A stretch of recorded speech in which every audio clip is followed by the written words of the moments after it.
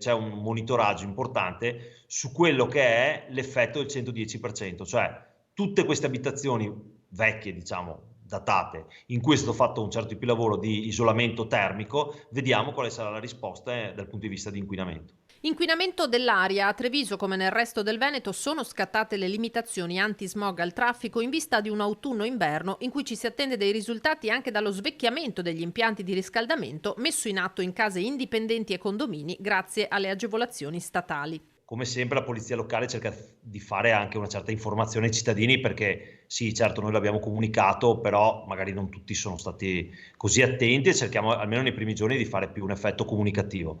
Le temperature ben più alte delle medie stagionali stanno prolungando l'estate anche dal punto di vista della qualità dell'aria, ma la situazione nella Marca rimane seria.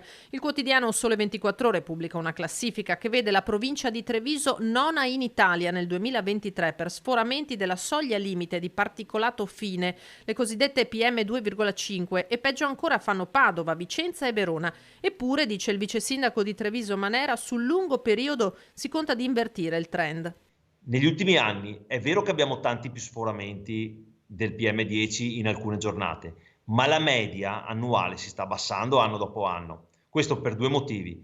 Primo perché soprattutto i riscaldamenti domestici ormai tutti prendono caldaia a condensazione, ma anche perché c'è una rottamazione chiaramente generale delle macchine e man mano la cambi, prendi una macchina più nuova. E da dire anche che i cittadini onestamente assumono dei comportamenti molto più rispettosi. Verde, arancio, rosso rimangono tre gli stati di allerta, ordinanza antismog in vigore fino al 30 aprile, con pausa dal 17 dicembre all'8 gennaio e in caso di picchi di inquinamento stop fino agli Euro 5. Intanto però ben vengano i comportamenti virtuosi, a cominciare dalla mobilità green.